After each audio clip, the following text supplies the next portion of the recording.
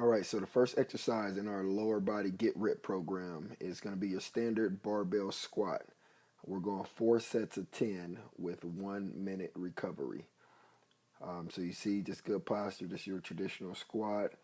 Me, I always like to get right at parallel. I don't go much deeper than that, just because of the fact that majority of the stuff I do is athletic based from more of an athletic stance versus going past parallel on those. So for those that may be questioning it. So the next one, now we're going to get a little bit dynamic on our next set, which is our dynamic sumo squat. So you're going to start feet together, toes pointed straight, and it's just a quick touch with a quick bounce into a sumo squat. You want to make sure you keep your chest up, good posture, your butt sinks low at the bottom point. And as you can see, these are going to be your more advanced exercise. So if you're not ready for these, after these two demos, I'll do a regular standard barbell sumo squat. And if you're a beginner or just getting started, or if you're fatigued at this point, then I would definitely recommend you transition to the traditional sumo squat on these. Those should be coming up right now. So there we go. So good stance. You want your feet a little wider than shoulder width apart. Feet slightly externally rotated. And still want to get a nice good form. Chest up, butt down on these. You want to isolate. Squeeze glutes at the top. Make sure you push through your hips. All right, so now we're going to go into our barbell split squats. 4 sets, 10 each leg, and we still have a 1 minute recovery on these. So this is going to require a lot of core activation, a lot of balance. Don't worry about the weight. If you need to lighten these up to maintain that balance and that good form, go ahead and lighten them up. You know, don't feel obligated to overdo these on the weight side. Very dynamic exercise. I believe I have another one on here with different angles, so that way you can kind of see. You want to keep that shin, that front shin vertical, and you know, sink your hips into this exercise. Your back knee just kind of hovers over the ground about 2 to 3 inches, somewhere in there. You don't want to hit your knee on the ground on these. You want to stay stable, core tight, chest up as you sink. You see the front foot is flat, back one is on the ball of my foot, and that's what's giving me that dynamic effort there.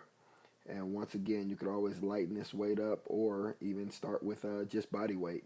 So determine where you're at and create that as your starting point and progress from there. All right, so next we're going into our barbell RDLs. So you see standard RDL. I usually go right about shoulder width on my feet. I use a regular overhand grip. There's no real need for counter grip on these. You know, to create that extra grip. If you need to use straps, depending on your weight, you can go for it. Add straps in there. One of the key points on this, if you look from this angle, keeping your back flat and a slight bend in your knee. So that's what we're looking for on this. Back flat every rep, slight bend at your knee. Bring your hips forward at the top. You could even add a little glute squeeze at the top point as well.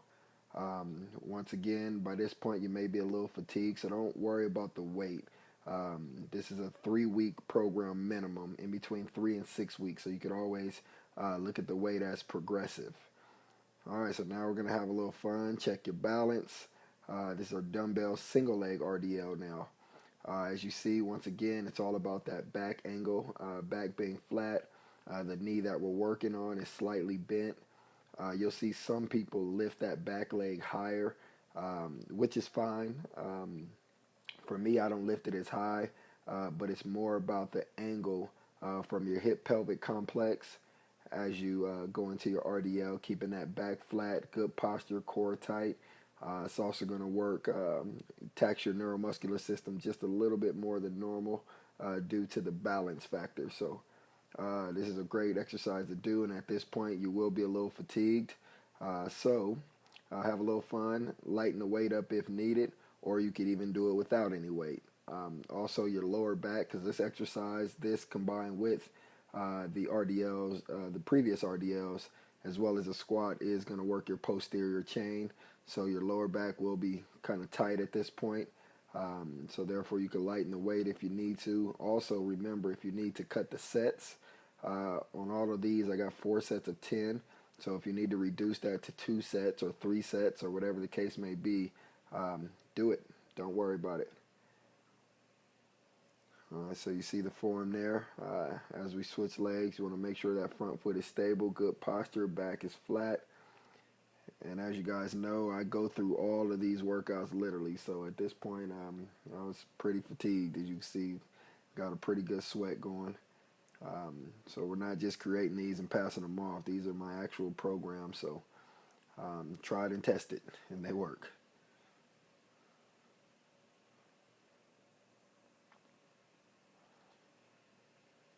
Alright, so we're done with those. So now we're going to progress.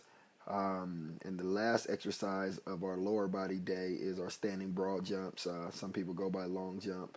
And you see these are individual jumps. We don't want the bunny hops. We don't want the quick jumps. We want explosive jumps, controlled landing, each one of these. And once again, we're going 4 sets of 10 with 1 minute recovery. I believe, yep, I also have the angle coming back at you. So that way you can see it from the front angle.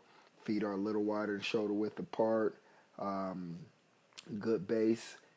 Sinking my hips as I explode, using my arms to create momentum.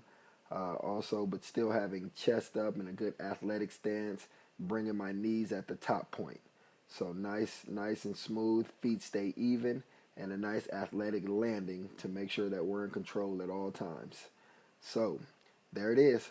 Have fun, enjoy, and get ready for the next workout.